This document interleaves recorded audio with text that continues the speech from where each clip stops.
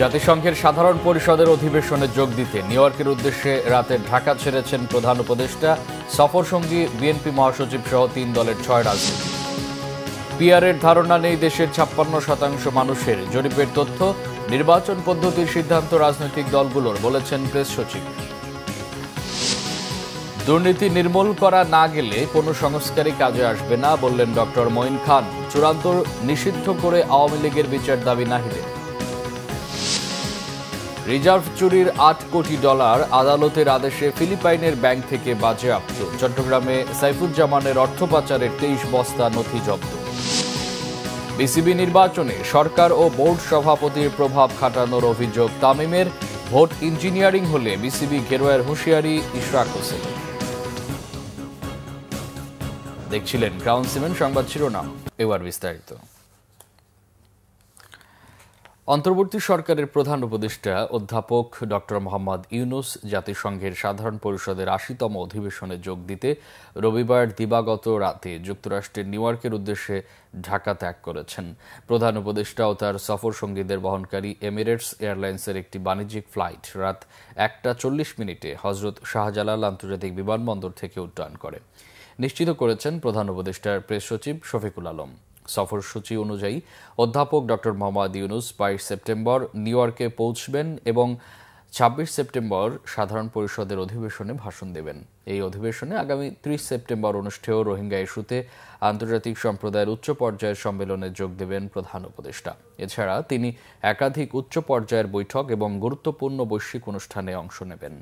ভাষণে গেল ১ বছরে অন্তর্বর্তী সরকারের সংস্কারমূলক উদ্যোগ, ২০২৪ সালের জুলাই গণ অভ্যুত্থানের প্রত্যাশা এবং ২০২৬ সালের ফেব্রুয়ারিতে অবাধ, সুষ্ঠু ও অংশগ্রহণমূলক নির্বাচন আয়োজনের অঙ্গীকার তুলে ধরবেন।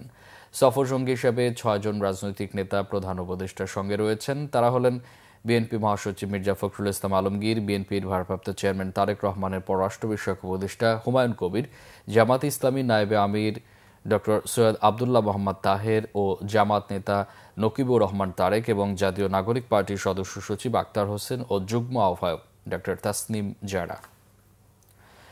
পিআর পদ্ধতি সম্পর্কে ধারণা নেই দেশের ৫৬% মানুষের, বলছে গবেষণা সংস্থা ইনোভেশনের জরিপ। এই জরিপে ৬৯.৯% বিশ্বাস অন্তর্বর্তী সরকার একটি নিরপেক্ষ নির্বাচন দিতে সক্ষম। জরিপের ফলাফল প্রকাশ অনুষ্ঠানে গতকাল প্রধান উপদেষ্টার প্রেস সচিব শফিকুল আলম জানান, নির্বাচন পিআর না বিদ্যমান পদ্ধতিতে হবে, সরকার নয় রাজনৈতিক দলগুলোই নেবে এমন সিদ্ধান্ত। দেশের ৯৫% মানুষ ভোট দিতে চায়। জরিপের এমন তথ্যকে ভালো ইঙ্গিত বলেও মনে করেন তিনি। রিপোর্ট সৈয়দ আব্দুল মুহিতের। পিআর পদ্ধতি নিয়ে রাজনৈতিক দলগুলোর বিভেদ এখন আলোচনার টেবিল থেকে রাজনীতির মাঠে। পিআরের দাবিতে রাজধানী সহ সারা দেশে কর্মসূচি পালন করেছে জামাতে ইসলামী সহ আরো বেশ কয়েকটি ইসলামী দল। এমন বাস্তবতায় গবেষণা সংস্থা ইনোভেশনের জরিপে উঠে এসেছে, আগামী নির্বাচনে পিআর সিস্টেম নিয়ে জানেই না ৫৬% মানুষ। পিআর চায় ২১.৮% এবং এ পদ্ধতিতে নির্বাচন চায় না ২২.২%। জরিপে অংশ নেয় ১০,৪১৩ জন, যাদের ৬৯.৯% মনে করেন অন্তর্বর্তী সরকার একটি নিরপেক্ষ নির্বাচন দিতে সক্ষম। মতামত যাই আসুক, সরকার বিষয়টি ছেড়ে দিয়েছে রাজনৈতিক দলগুলোর উপর। আমরা আপার হাউস বলি, লোয়ার হাউস বলি, পরের ব্যাপার, কিন্তু এটা সম্পর্কে সচেতনতা তৈরি করতে হবে, because 60% people are not at all, মানে they don't know even what is PR. Knowledge based যে রাজনীতি, সেই রাজনীতি থেকে আমাদের মনোযোগটুকু রাজপথে শুধু সরিয়ে নেওয়ার এক ধরনের ষড়যন্ত্র, তাছাড়া কিছু না বলে আমি মনে করি। কোন পথে যাবে এই পুরো বিষয়ে গভর্নমেন্ট কোনো নাই, এটা জনগণই ডিসাইড করবেন এবং পলিটিক্যাল পার্টিগুলোই তারা ডিসাইড করবেন কি হবে, আপার হাউস না কোন হাউস, এটা এর মধ্যে গভর্নমেন্টের মিনিমাম কোনো সংশ্লিষ্টতা নাই। প্রেস সচিব বলেন, গেল ১৪ মাসে ৮০% মানুষের সমর্থন অন্তর্বর্তী সরকারের জন্য সন্তোষজনক। যত দ্রুত সম্ভব গণতান্ত্রিক উত্তরণে যেতে সরকার প্রস্তুত। ভোট দিতে চাওয়াটা খুবই একটা ইনক্লুসিভ একটা রেজাল্ট দিচ্ছে। সবাই মানে এটা ধরে নিয়েছে যে উইদাউট পতিত স্বৈরাচারও ইলেকশনটা ভালো হবে। 95% ভোট দিতে চাচ্ছে। তাদের যদি সেরকম বড় একটা সাপোর্ট থাকতো, তাহলে তো একটা বড় অংশ বলতো যে না, আমরা ভোটই দিব না, ভোটটা একটা রিগড হবে, ঠিক না?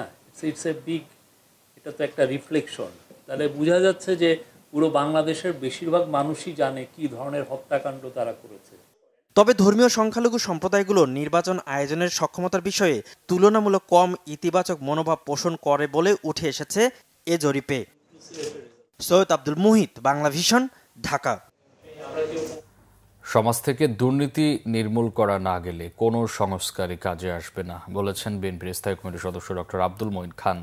জাতীয় প্রেস ক্লাবে গতকাল এক আলোচনা সভায় তিনি বলেন, দেশের ধনিক শ্রেণী দুর্নীতির মাধ্যমে সবচেয়ে বেশি লাভবান হচ্ছে। দুর্নীতি সাধারণ মানুষের জীবনকে দুর্বিষহ করে তুলছে, আর একটি নির্দিষ্ট গোষ্ঠী ফুলে ফেঁপে উঠছে। ডক্টর আব্দুল মঈন খান বলেন, বিগত সরকার যে পরিমাণ লুটপাট করেছে তা দিয়ে ১০০টি পদ্মা সেতু নির্মাণ করা যেত। বাংলাদেশের উন্নয়নের জন্য একটি সুস্থ রাজনৈতিক পরিবেশ এবং জবাবদিহিমূলক শাসন ব্যবস্থা প্রয়োজন বলে তিনি উল্লেখ করেন। বলেন, জনগণের অংশগ্রহণ ছাড়া কোনো উন্নয়নই টেকসই হতে পারে না। জিয়াউর রহমান একজন সৎ ও আদর্শবান নেতা ছিলেন উল্লেখ করে বিএনপির এই নেতা বলেন, তার বিরুদ্ধে দুর্নীতি বা অসততার অভিযোগ আওয়ামী লীগও কোনোদিন আনতে পারেনি। এদিকে বিএনপির স্থায়ী কমিটির সদস্য আমির খসরু মাহমুদ চৌধুরী বলেছেন, আগামীতে যারা বিনিয়োগ করতে চায় তারা নির্বাচনের অপেক্ষায় আছে। রবিবার সন্ধ্যায় ব্যবসায়ী নেতাদের সাথে বিএনপি মহাসচিব মির্জা ফখরুল ইসলাম আলমগীরের বৈঠকে শেষে এই তথ্য জানান তিনি। আমির খসরু বলেন, অর্থনীতিকে রক্ষায় সবাই মিলে কাজ করতে হবে। ভবিষ্যৎ অর্থনীতি বিনিয়োগের সম্ভাবনা রক্ষা করতে হবে উল্লেখ করে তিনি বলেন, এলডিসিতে উত্তরণ স্থগিত করা প্রয়োজন। এ সময় বিজিএমইএ সভাপতি মাহমুদ হাসান খান বাবু বলেন, এলডিসি উত্তরণ স্থগিত নয়, বরং প্রয়োজন পেছানো। এই মুহূর্তে এলডিসি উত্তরণের জন্য প্রস্তুত নয় বাংলাদেশ। বৈঠকে 11 জন শীর্ষ ব্যবসায়ী নেতা অংশ নেন। নির্বাচনের বিষয়ে বাংলাদেশে যারা ব্যবসায়ীটা আছে, বিদেশি বিনিয়োগকারীরা আছে, আগামীতে যারা বিনিয়োগ করতে চাচ্ছে, সকলের একটাই কথা যে সকলে নির্বাচনের অপেক্ষায় আছে। একেবারে পরিষ্কার ভাষায় বলছে, তাদের সমস্ত সিদ্ধান্ত স্থগিত রেখেছে নির্বাচন না হওয়া পর্যন্ত, এবং নির্বাচনের পরবর্তী সময়ে তাদের যে বিনিয়োগের বিষয়টা বাংলাদেশের ব্যবসায়ী এবং বিদেশিরা সকলে অপেক্ষা করছে একটা নির্বাচনের পরে তারা সিদ্ধান্ত নিয়ে বাংলাদেশে বিনিয়োগ করতে। অনেকের উৎসাহ আছে, কিন্তু সবাই অপেক্ষা করছে নির্বাচনের জন্য। এলডিসি গ্র্যাজুয়েশন আমরা পোস্টপোন করতে চাই না, আমরা ডেফারমেন্ট চাই। সেটাও বলেছি নির্দিষ্ট মাত্র 3 বছরের জন্য, এবং 3 বছর ডেফারমেন্ট এই জন্য লাগবে, আমরা এখনো প্রস্তুত না। শুধু শেখ হাসিনা নয়, বিচারিক প্রক্রিয়ার মধ্য দিয়ে আওয়ামী লীগ ও তার দোসরদের চিরতরে নিষিদ্ধ করার দাবি জানিয়েছেন জাতীয় নাগরিক পার্টি এনসিপির আহ্বায়ক নাহিদ ইসলাম। গতকাল তিনি বলেন, নির্বাহী আদেশে কার্যক্রম নিষিদ্ধ করে আওয়ামী লীগকে ঠেকানো যাবে না। তবে দলীয়ভাবে বিচারের সুযোগ আইনে থাকলেও এ নিয়ে কোনো প্রক্রিয়া এখনও শুরু হয়নি বলে জানান চিফ প্রসিকিউটর তাজুল ইসলাম। বিস্তারিত গ্যালমান শফির রিপোর্টে। জুলাই আগস্টের মানবতা বিরোধী মামলার অন্যতম সাক্ষী এনসিপির আহ্বায়ক নাহিদ ইসলাম রবিবার ট্রাইব্যুনাল একে সাক্ষ্য দেন।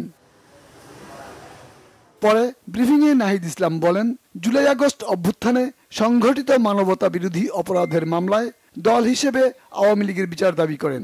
আওয়ামী লীগকে অবশ্যই দলগতভাবে বিচারের আওতায় আনতে হবে, বিচারের মধ্য দিয়েই আওয়ামী লীগের ফয়সালা করতে হবে। এটা আমরা বারবারই বলেছি। আওয়ামী লীগের এখন যে রাজনৈতিক কার্যক্রম অস্থায়ীভাবে নিষিদ্ধ করা হয়েছে, এটা কোনো স্থায়ী সমাধান না। আওয়ামী লীগকে বিচারের আওতায় এনেই তাকে যদি আমরা নিষিদ্ধ করতে পারি, এবং শুধু আওয়ামী লীগ নয়, আওয়ামী লীগের সাথে যারা ফ্যাসিবাদের দোসর ছিল তাদের সবাইকে আসলে বিচারের আওতায় এনে এর রাজনৈতিক এবং আইনগতভাবে এর সমাধান করতে হবে। আইনে দলীয়ভাবে আওয়ামী লীগের বিচারের সুযোগ ট্রাইব্যুনালে রয়েছে বলে জানান চিফ প্রসিকিউটর। যে সমস্ত সাক্ষ্য প্রমাণ আদালতে উপস্থাপিত হয়েছে, ব্যক্তির বিরুদ্ধে যে সমস্ত সাক্ষ্য প্রমাণ আসছে, সেই সব সাক্ষ্য প্রমাণের মধ্যেও দল হিসাবে সেই সময়ের ক্ষমতাসীন যে দল ছিল আওয়ামী লীগ, তার সহযোগী সংগঠন হিসাবে যুবলীগ, ছাত্রলীগ, স্বেচ্ছাসেবক লীগ, 14 দল, তাদের সম্পৃক্ততার অকাট্য প্রমাণ কিন্তু আদালতে আসছে। সুতরাং এই সিদ্ধান্ত নেবার সুযোগ আছে, আমরা এখনো সিদ্ধান্ত নেই। এদিকে রংপুরে আবু সাইদ হত্যা মামলায় ট্রাইব্যুনাল 2-এ সাক্ষ্য দেন শিক্ষার্থী সিয়াম আহসান আয়ান। ঘটনার সাথে জড়িতদের দৃষ্টান্তমূলক শাস্তি দাবি করেন তিনি। আওয়ামী লীগের প্রত্যেকজন নেতাকর্মী, এমপি, মন্ত্রী সকলের সুষ্ঠু বিচার, এবং শুধু আবু সাইদ হত্যা না, প্রত্যেকটা জুলাই বিপ্লবের শহীদের হত্যার বিচার এবং সুষ্ঠু ফাঁসি আমি চাই। এর আগে সকালে এ মামলায় গ্রেফতার 6 জনকে এবং শেখ হাসিনার মামলার রাজসাক্ষী ও গ্রেফতার হওয়া একমাত্র আসামি চৌধুরী আব্দুল্লাহ আল মামুনকে ট্রাইব্যুনালে হাজির করা হয়। গালমান শফি, বাংলা ভিশন, ঢাকা। কার্যক্রম নিষিদ্ধ আওয়ামী লীগ ও অঙ্গ সংগঠনের মিছিল থেকে কাউকে গ্রেফতার করলেই অর্থ পুরস্কার। সোশ্যাল মিডিয়ায় আসা এমন তথ্যের বিষয়ে ডিসি মিডিয়া তালেবুর রহমান জানান, গুরুতর আসামি গ্রেফতার করলেই ডিএমপির বিধিতে অর্থ পুরস্কারের ঘোষণা আছে, তাই ভালো কাজকে সবসময় উৎসাহিত করে পুলিশ।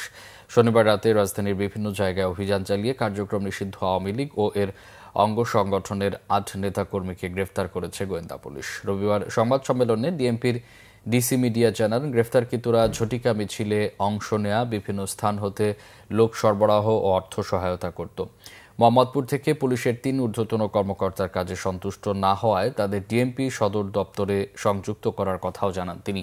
এছাড়া জেনেভা ক্যাম্প থেকে মাদক উদ্ধার ও 40 মাদক কারবারিকে এবং উত্তরায় বিলকিস হত্যায় জড়িত তার স্বামী বাবুল সহ 1 আসামিকে গ্রেফতার করা হয়েছে। বাংলাদেশ ব্যাংক থেকে চুরি হওয়া রিজার্ভের মধ্যে ফিলিপাইনের আরসিবিসি ব্যাংকে থাকা 8 কোটি 10 লাখ ডলার বাজেয়াপ্ত করা হয়েছে। প্রায় 9 বছর পর বাংলাদেশ ব্যাংকে সাইবার জালিয়াতির ঘটনায় আদালতে এই রায় বাস্তবায়নকে বড় সাফল্য হিসেবে দেখছে অপরাধ তদন্ত বিভাগ সিআইডি। প্রতিষ্ঠানটির কর্মকর্তারা জানান, চুরি হওয়া রিজার্ভের পুরো অর্থই ফেরত আনা সম্ভব। বিস্তারিত ফজলে রাব্বির প্রতিবেদনে। 2016 সালের 4 ফেব্রুয়ারি কম্পিউটার হ্যাকিংয়ের মাধ্যমে বাংলাদেশ ব্যাংকের 10 কোটি 10 লাখ 1,623 ডলার চুরি হয়, যার পুরো অর্থটাই চলে যায় শ্রীলঙ্কা ও ফিলিপাইনের জুয়ার আসরে।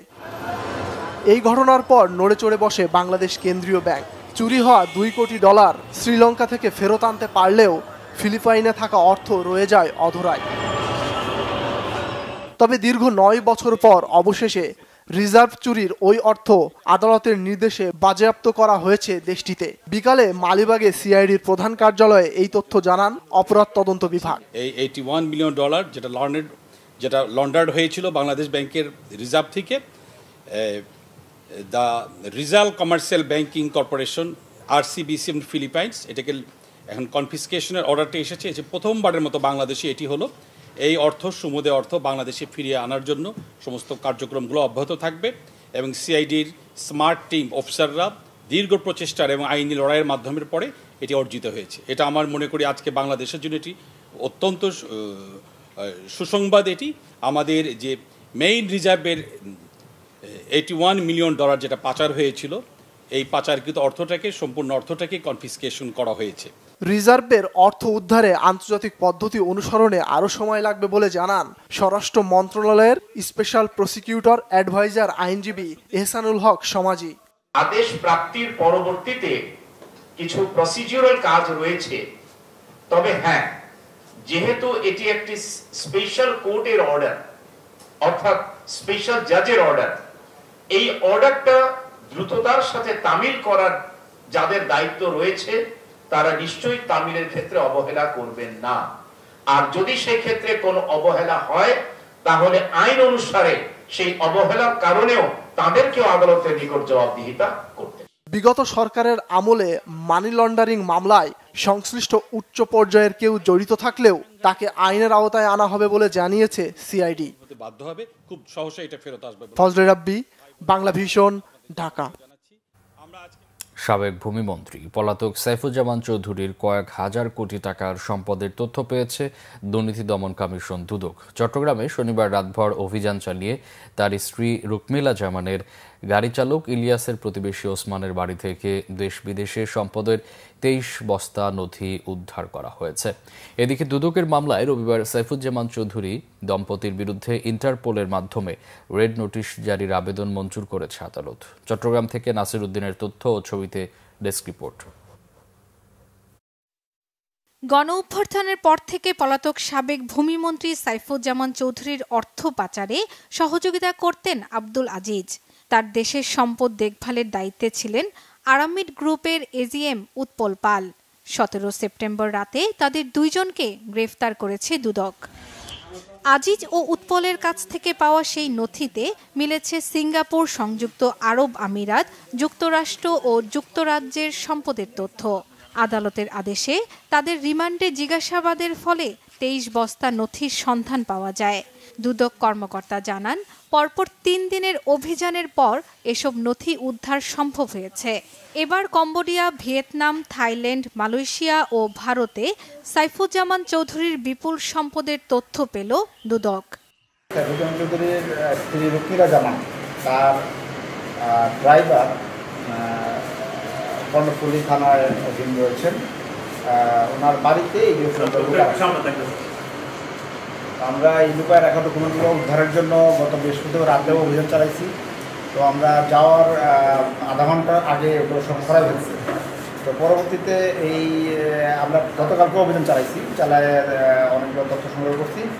আবার আজকে রাত আমরা 3টার পরে অভিযান চালায় আমরা দেখি যে একটা ঘর তালা বন্ধ গত 3 দিন ধরে, সেই ঘরটা খোলা হচ্ছে না। পরে আমরা তালাটা স্থানীয় লোকদের সহায়তা ভেঙে ভিতরে গিয়ে 23 বস্তা আলামত পাই।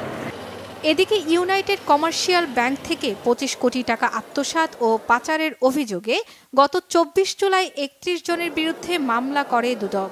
সেই মামলায় সাইফুজ্জামান ও তার স্ত্রীর বিরুদ্ধে ইন্টারপোলের রেড নোটিশ জারি করতে আদালতে আবেদন করা হয় 18 সেপ্টেম্বর।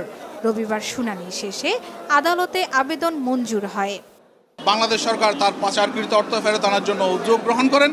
সাথে সাথে তিনি ওই প্রপার্টিগুলো ট্রান্সফারের জন্য বিভিন্নভাবে স্টেপ নিচ্ছিলেন।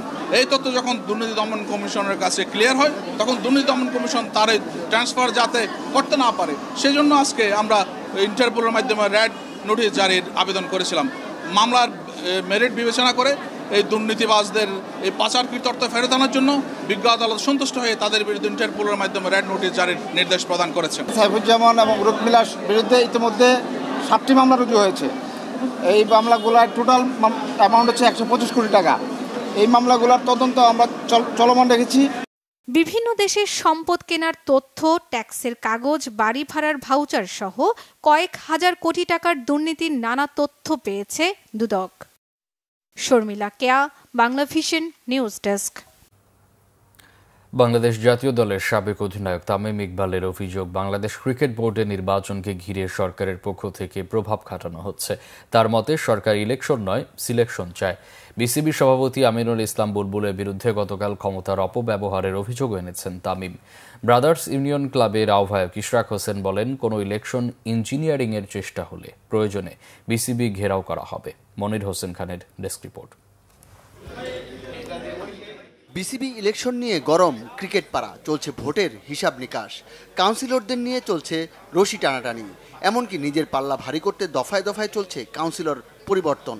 এরই মধ্যে 2বার পরিবর্তন করা হয়েছে কাউন্সিলরশিপের তালিকা জমা দেওয়ার তারিখ। এর সবই হচ্ছে সরকারের নির্দেশে, যার প্রতিবাদ জানিয়ে সংবাদ সম্মেলন করেছে বিভাগ, জেলা ও ক্লাব সংগঠকরা। এবারের বিসিবি নির্বাচনে অংশ নিচ্ছেন আমিনুল ইসলাম বুলবুল ও তামিম ইকবাল, দুইজনই সাবেক অধিনায়ক। বুলবুল আবার বর্তমান বোর্ড সভাপতি। তার বিরুদ্ধে ক্ষমতার অপব্যবহারের অভিযোগ তামিমের। কনস্টিটিউশন হিসাবে উনি ইলেকশন কমিশন গঠন হওয়ার পর থেকে উনি কোনো ধরনের কোনো চিঠিতে সাইন করতে পারবেন না। ইন হোয়াট ক্যাপাসিটি এই চিঠিতে তিনি সাইন করে বিভিন্ন ডিসিদেরকে পাঠানো হয়েছে। উনি তো ক্লেম করেন উনি ইলেকশনের ব্যাপারে কিছুই জানেন না। তাহলে এত বড় একটা চিঠি এত কিছু উল্লেখ করে যদি পাঠায় থাকেন, তাহলে নিশ্চয়ই উনি ইলেকশনের ব্যাপারে অনেক কিছুই জানেন। তামিম ইকবালের অভিযোগের আঙুল সরাসরি সরকারের দিকে। তার মতে যাকে খুশি সরিয়ে দিয়ে নিজেদের পছন্দের লোক বসিয়ে ইলেকশন হয় না, হয় সিলেকশন। তার আশা নির্বাচনে পক্ষপাতিত্ব থাকবে না। যখন যাকে ইচ্ছা অ্যাডহক কমিটির থেকে সরায় দিয়ে অ্যাডহক কমিটিতে ইনক্লুড করা, তো এইভাবে করে যদি ওনারা ইলেকশনটা করতে যান, তাহলে তো এটা ইলেকশন হলো না, এটা তো সিলেকশন হয়ে যাচ্ছে। It should be open for everyone. আমার প্রশ্নটা হলো যে এই গভর্নমেন্টের পক্ষপাতী হওয়ার দরকারটা কি? এখানে আমি আসি, আরেকজন আসুক বা আরেকজন আসুক, সবাই তো ওনাদেরই লোক। এখানে যেই আসুক তাদেরকে ওপেন আর্মে ওয়েলকাম করা উচিত। ওনাদের কেন পক্ষ থাকবে? স্পোর্টস অ্যাডভাইজারের বা কেন পক্ষ থাকবে? এটা ভেরি এভিডেন্ট। আমাদের বিসিবি প্রেসিডেন্টই বলেছেন যদি স্পোর্টস অ্যাডভাইজার চান তাহলেই উনি ইলেকশন করবেন। ক্লাব সংগঠকদের প্রতিনিধি ইশরাক হোসেন দাবি করেন, সরকার যেভাবে বিসিবি নির্বাচনে হস্তক্ষেপ করেছে সেটা গঠনতন্ত্র বিরোধী।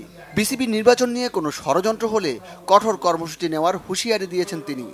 বর্তমান সরকার একটি অস্থায়ী অন্তর্বর্তীকালীন সরকার, তারা রাজনৈতিকভাবে নিজেদেরকে বিভিন্নভাবে জড়িয়ে তারা এখানে রাজনৈতিক ফায়দা লোটার চেষ্টা করছে। এটা নিয়ে যদি আর বেশি বাড়াবাড়ি করা হয়, প্রয়োজনে বিসিবি ঘেরাও দেওয়া হবে, কিন্তু কোনোভাবে ইলেকশন ইঞ্জিনিয়ারিং করে বিসিবি দখল করবে যাতে ভবিষ্যতে একটা পার্টির লোকজন সেখানে তারা কর্তৃত্ব করতে পারে, আর আমরা সেটা বসে দেখব, সেটা কোনোভাবেই সম্ভব হবে না। এটা আমরা কোনোভাবেই হতে দিব না, এটা আমাদের স্পষ্ট বার্তা। সংগঠকদের আশঙ্কা নির্বাচন বানচাল করে ভিন্ন পথে ক্ষমতায় থাকতেই কাউন্সিলরশিপ নিয়ে নয়ছয় করছে সরকার। আমরা সেই বিসিবি চাই যেখানে যারা genuine sports enthusiast, genuine sportsman, যারা ক্রীড়ামোদী, ক্রীড়াকে ভালোবাসে, তারা যেন বিসিবিতে ইনভলভ হয়। এখানে যেন কোনো ম্যানুফ্যাকচার্ড ইলেকশন না হয়। ওনারা যদি একটা বিসিবি ইলেকশন নিয়ে এই ধরনের প্রবণতা দেখান, তাহলে জাতীয় নির্বাচনে ওনারা কি করবে? সংবাদ সম্মেলন থেকে জানানো হয়, কাউন্সিলরশিপ নিয়ে জাতীয় ক্রীড়া পরিষদের ষড়যন্ত্রের মোকাবেলায় এরই মধ্যে আইনি লড়াইয়ের পদক্ষেপ নিয়েছেন তারা। মনির হোসেন খান, বাংলা ভিশন, ঢাকা। রাজধানী ঢাকায় মধ্যরাতের পর আর ভোরে মুষলধারে বৃষ্টি হয়েছে, সঙ্গে ছিল মুহুর্মুহু বিদ্যুতের ঝলকানি আর মেঘের গর্জন। আকাশ ঘন মেঘে ছেয়ে আছে, সূর্যের দেখা না পাওয়ায় অন্ধকার হয়ে আছে চারপাশ।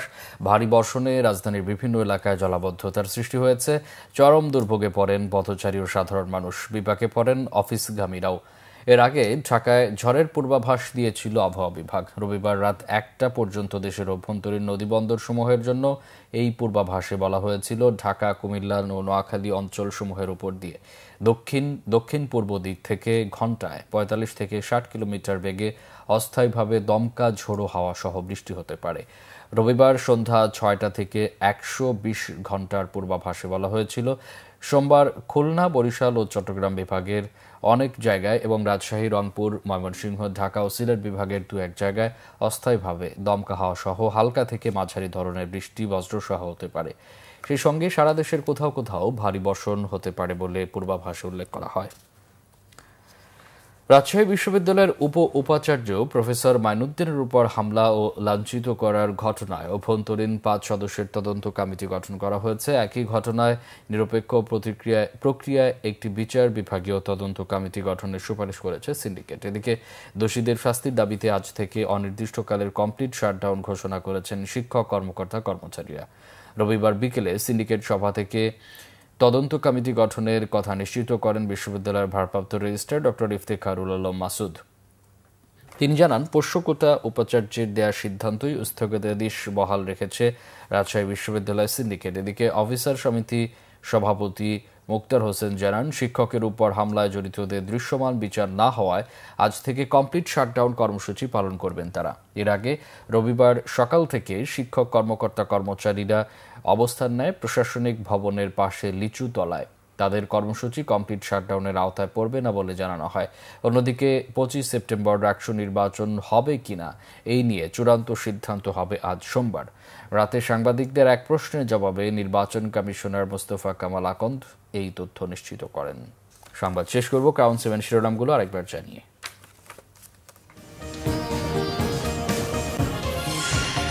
জাতিসংঘের সাধারণ পরিষদের অধিবেশনে যোগ দিতে নিউ ইয়র্কের উদ্দেশ্যে রাতে ঢাকা ছেড়েছেন প্রধান উপদেষ্টা। সফর সঙ্গী বিএনপি মহাসচিব সহ 3 দলের 6 রাজনীতিক। পিআরের ধারণা নেই দেশের 56% মানুষের, জরিপের তথ্য। নির্বাচন পদ্ধতির সিদ্ধান্ত রাজনৈতিক দলগুলোর, বলেছেন প্রেস সচিব। দুর্নীতি নির্মূল করা না গেলে কোনো সংস্কারই কাজে আসবে না, বললেন ডক্টর মঈন খান। চূড়ান্ত নিষিদ্ধ করে আওয়ামী লীগের বিচার দাবি নাহিদের। রিজার্ভ চুরির $8 কোটি আদালতের আদেশে ফিলিপাইনের ব্যাংক থেকে বাজেয়াপ্ত। চট্টগ্রামে সাইফুজ্জামানের অর্থ পাচারের 23 বস্তা নথি জব্দ। বিসিবি নির্বাচনে সরকার ও বোর্ড সভাপতির প্রভাব খাটানোর অভিযোগ তামিমের। ভোট ইঞ্জিনিয়ারিং হলে বিসিবি ঘেরাওয়ের হুঁশিয়ারি ইশফাক হোসেনের।